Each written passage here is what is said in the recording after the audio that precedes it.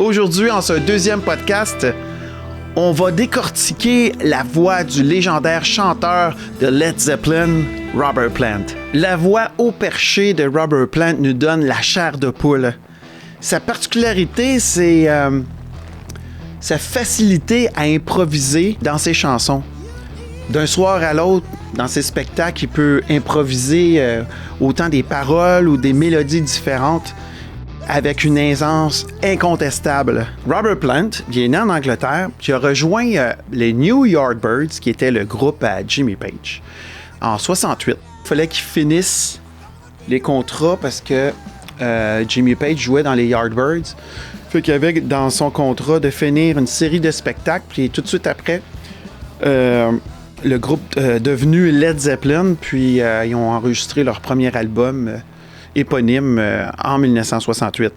Robert Plant incarne, si on veut, des succès dans les années, surtout 70, avec des chansons telles que Black Dog, A Whole Lotta Love, Stairway to Heaven, qui est probablement leur plus grosse chanson, Dire Maker, et j'en passe, parce que c'est un band cultant. Je pense que c'est le groupe heavy metal le plus connu de la planète. Ce qui fait la particularité de la voix de Robert Plant, je le disais tantôt, c'est son timbre écorché, aigu et bluesy, parce que la plupart des chanteurs des années 50, 60, 70, c'était des gros fumeurs. C'est ça qui donne la voix là, comme éteinte un peu, puis ça donne vraiment un timbre de voix particulier, une voix de cigarette. Robert Plant, c'est évident qu'il avait une voix très claire et aiguë de nature là, avant qu'il fume, mais on perçoit quand même ce timbre de voix-là qui est toujours omniprésent, sauf que la voix de cigarette donne vraiment un raunchy dans la voix qui est vraiment intéressant. D'ailleurs, c'est ça qui fait souvent les voix du rock. Moi, ce que je trouve intéressant de Robert Plant, c'est qu'il maîtrise la voix mixte. Puis c'est ça, on n'entend pas le passage de la voix de poitrine à la voix de tête.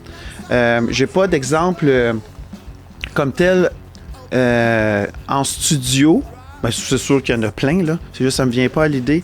Mais je me souviens d'une version live de Whole Lotta Love, où il y a un passage on fera l'exercice plus tard, mais hein, qui chante Love, on entend parce qu'habituellement, la différence entre la voix de poitrine, c'est Love, la voix tête, comme ça, puis là, c'est de faire le lien entre les deux.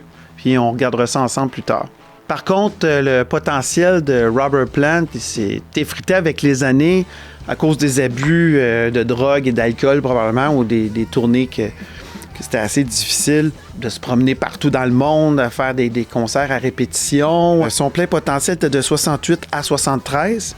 Mais heureusement, même dans ces années-là, Robert Plant a toujours improvisé.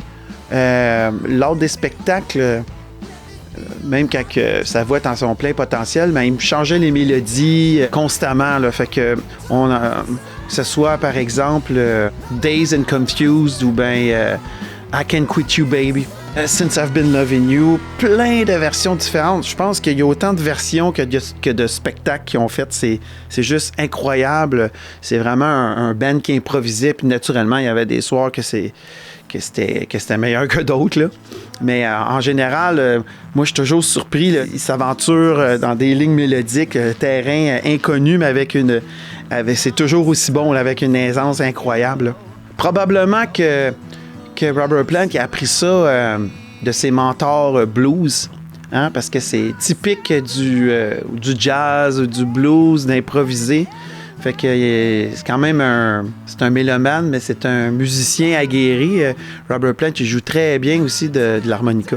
Moi, ce qui m'épate, c'est de voir des artistes comme ça qui ont début vingtaine puis qui ont une certaine maturité, comme des artistes de 35 ans d'expérience, par exemple. Comme j'expliquais dans le premier podcast, c'est super important de respirer avec le diaphragme et de ne pas trop pousser d'air.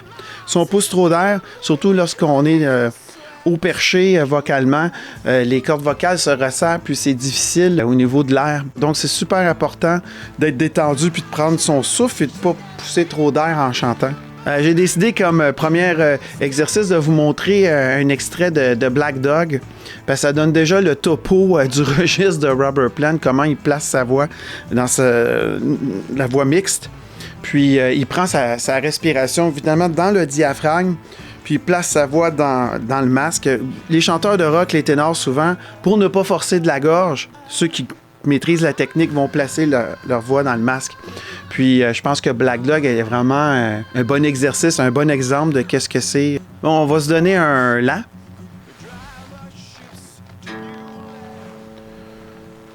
Hey, hey, mama, say the way you move, gonna make you sweat, gonna make you groove.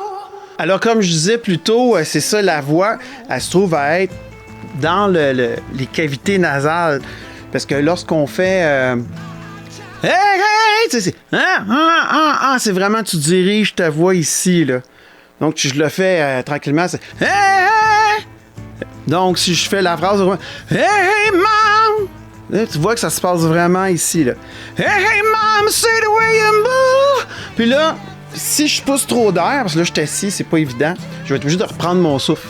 Donc, hey, mom, say the way you move, gonna make you sweat, gonna make you groove. Tu vois, j'ai comme deux endroits. Lui, je crois qu'il fait ça d'une traite, là.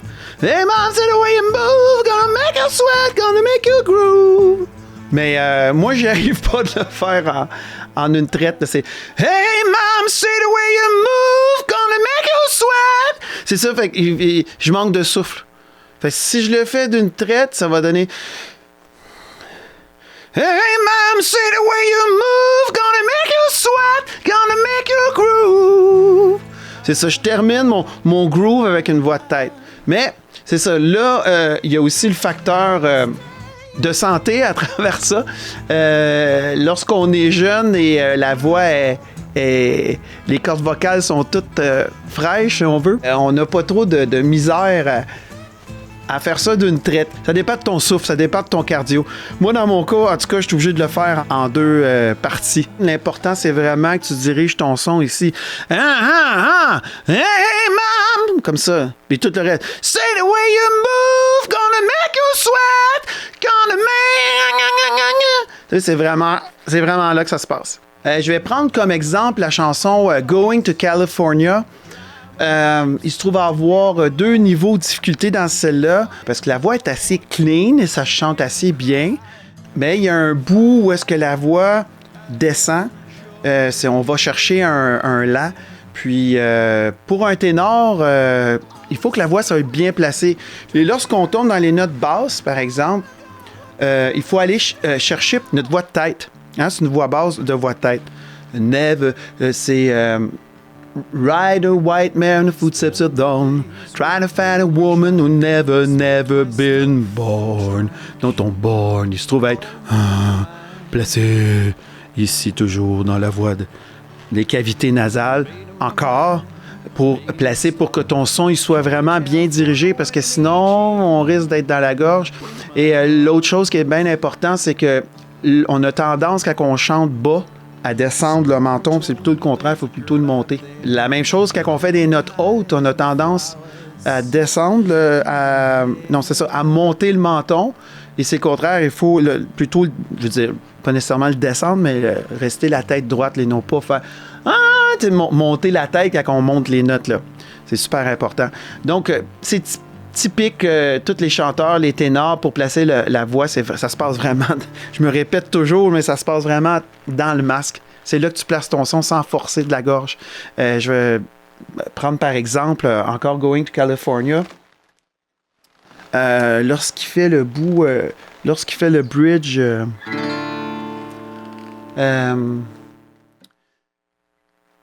Sing of the ride of the gun, got a punch on the nose, and it started to flow.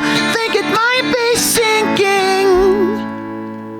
Ma terminaison, elle se fait toujours en voix tête, donc seems like the wrath of the gods. Donc, seems like the ride of the gun and the punch on the nose, and it started to flow. I think it might be sinking. Le king, king, king. Qui est vraiment placé dans le nez. King! Puis je finis toujours, quand je fais des notes hautes de même, parce que c'est très haut pour moi aussi, je finis toujours en voix de tête. King! Vous entendez le switch? Je suis pas mal sûr que lui, il le fait d'une traite, mais aussi c'est une question de souffle. comme que je parlais plus tôt, Robert Plant est toujours en train d'improviser. Et je crois l'avoir entendu au moins 3 4. Ça, c'est les versions qui ont été enregistrées en spectacle, là, mais au moins 3 4 versions différentes de I Can't Quit You, Babe. Ce que je me souviens, c'est sur l'album, il fait I can't quit you, babe. Ça, c'est la version studio. J'ai déjà entendu une version live, il faisait I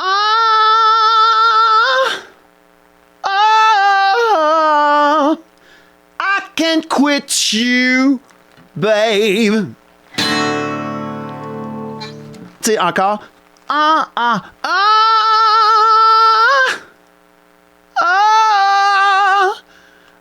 can't quit you, babe. Et là, vous voyez là, que je vais aller chercher un peu raunchy dans le fond de la gorge. J'ai déjà entendu aussi une autre version qui faisait oh, I can't quit you, babe. Ben straight. Une autre fois, c'est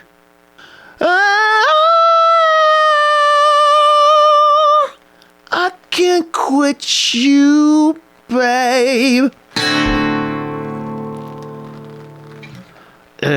J'ai entendu toutes sortes de versions de cette chanson-là. C'est incroyable. Oh,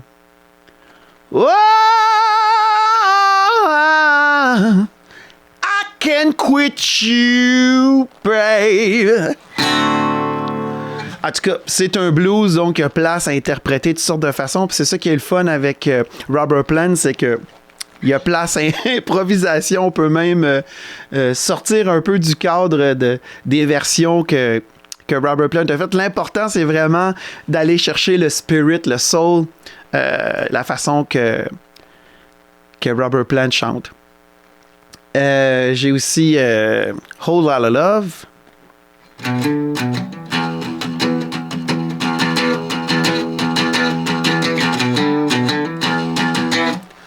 Donc, you need cooling, baby, I'm not fooling. I'm gonna send you back to schooling. Vous voyez comment que je mixe la voix de tête avec la voix de poitrine, la voix mix, tout ça mêlé ensemble pour pas que ça paraisse les changes, toutes les chants, où est-ce que je place la voix. Hein? Je veux dire, tout quand même est fluide à travers l'expression vocale. Donc, way down inside, honey, you need it. Need it. I'm gonna give you my love. I'm gonna give you my love. Oh! Là, c'est ouais. Là, j'utilise ma contrairement à le premier épisode avec CCR, on fait plus vraiment exagéré dans les cavités nasales. Là, c'est oh! Wanna whole lot of love. Wanna whole lot of love. Wanna whole lot of love. Want a whole lot of love!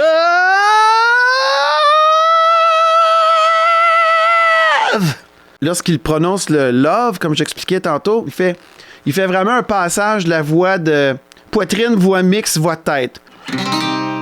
I've been working for 7 since I've been loving you. 2-11 every night. It really makes my life a drag. Je chante vraiment comme la version live. I don't think that's right, no. I'm ready, the best of fools. Là, je suis vraiment tombé en voix de tête parce que pour moi, c'est très haut.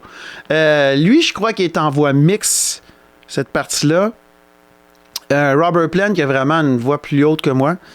Donc, c'est super important de bien placer dans les cavités nasales. Best of fools! Là, c'est vraiment une voix mixte, mais on a tendance vraiment à être en voix de tête. C'est ça. Et là, on a le choix. Là, si tu es un baryton, mais c'est certain que tu vas chanter The Best of Fools. C'est sûr que tu vas chanter tout en voix de tête. Tandis que moi, ben, je le mixe. The Best of Fools. Wow, wow. didn't wanna quit, yeah. How I love him, babe, how I love. C'est ça. Fait qu'il y a ben de la groove, c'est très bluesy, très langoureux. Ensuite, Since I've been loving you now, I'm about to lose my worried mind. Oh yeah! Tu vois qu'il y a un peu de mix aussi dans le raunchy, là. Donc, ça ressemble un petit peu à ça si on expérimente Robert Plant. Naturellement, dans les années 70, genre 75, 77, fait I've been working for 7 to 11 every night. C'est sûr qu'il va changer pas mal sa mélodie, mais même quand il était top shape, là, il changeait de mélodie constamment. Là. Alors, tu sais, c'est vraiment de l'improvisation. Mais lui, étant donné que c'est un ténor, il était très influencé par les bluesmen. Puis, je dirais aussi qu'il tombait pas mal dans le registre des blueswomen. Alors, c'était ça pour les petites démonstrations. Mais ce qui est important, je dirais, à savoir pour faire les exercices, c'est par exemple, lorsqu'il y a des passages du style comme ce que je vous ai montré, Seem on the run of the gods, tout ça, il faut vraiment le lire avant de le chanter parce que c'est vraiment compliqué parce que la difficulté, les mots, la prononciation, la bonne phonétique. Seems that the wrath of the God got a punch of the nose and it started to flow. I think it might be sinking. Donc, c'est vraiment... il faut vraiment le lire comme il faut pour pouvoir le prononcer parce que déjà la difficulté tu sais c'est vraiment là t'es déjà il y a vraiment une difficulté déjà il y a beaucoup de mots. Hein? Fait qu'il faut bien les prononcer, il faut bien placer le son, il faut être juste, faut avoir le souffle. Donc, ça fait beaucoup, beaucoup de choses à passer au travers. Donc, c'est vraiment un exercice à pratiquer. Premièrement, la prononciation. Deuxièmement, de s'enregistrer. Hein? Comme je dis toujours, je sais que souvent, on n'aime pas s'écouter chanter, mais la meilleure façon de s'améliorer, c'est de s'écouter. Pratiquer la transition entre la voix de poitrine et la voix de tête. Tu sais, comme je faisais, là. Oh!